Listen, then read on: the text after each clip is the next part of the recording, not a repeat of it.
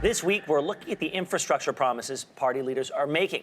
The Canada Infrastructure Bank was created by the Liberal government in 2017 to fund projects across the country. It combines money from the federal government and the private sector, but the Conservatives say they're going to scrap that bank entirely if elected. This morning, we're joined by Drew Fagan from the University of Toronto. Drew was Ontario's Deputy Minister of Infrastructure in 2014 and worked with the Canadian Infrastructure Bank for a few months in late 2017 and early 2018 to get it up and running. Drew, thank you for being here this morning.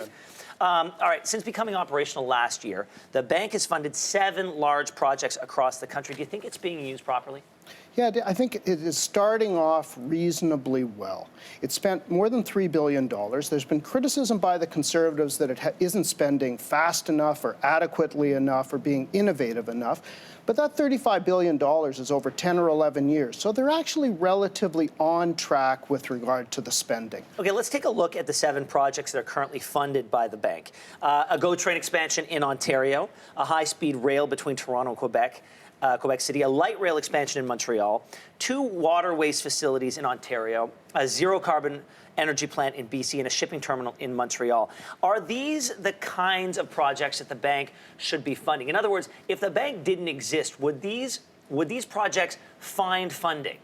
The bank needs a mission, right? It does, and it does have a mission. Remember that, over the next 10 years, all levels of government are going to spend maybe $700 billion. This is a means of doing this more innovatively, not just on the tax base, not just being paid by taxpayers, but bringing in pension funds and global investors in circumstances where that works and doing it in more innovative ways. It's a bit of an experiment, but other countries are doing it as well.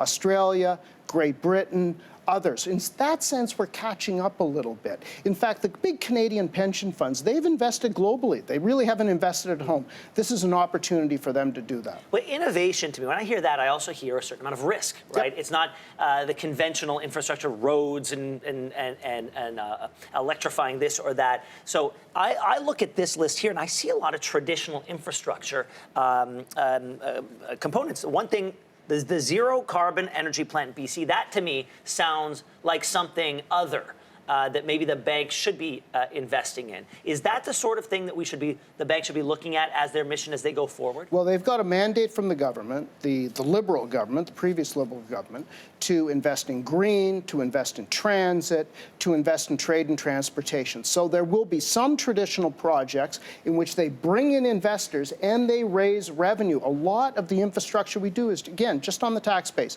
Yep. We don't charge for it. They're going to do that. There's another role, I think, that the bank should be playing that it's not emphasizing enough. It's not just that they spend the $35 billion, it's they raise the quality of infrastructure across the country, provincially, municipally, federally as well. And I think they need to play a better role with regard to that going forward, assuming after the election, and it is an election issue, they're still around. All right, play devil's advocate for me. What's the justification for canceling the bank? Well, I think that, the Conservative Party has seized that it is an election issue, seized that it's controversial for some of the reasons you're just citing, and I think they've seized upon that. The NDP, of course, they view this as movement from something that's traditionally public sector, even in a small way, to the private sector. That's less the issue for the Conservative Party, and I noticed that, although Leader Andrew Scheer has talked about it on the hustings, it's not emphasized heavily in the platform. So I kind of wonder after the campaign if there's going to be reform to the infrastructure bank no matter who wins.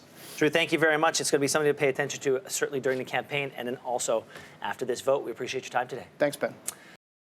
Thanks for watching. If you like this, be sure to subscribe here. And you can check out more Your Morning videos right here.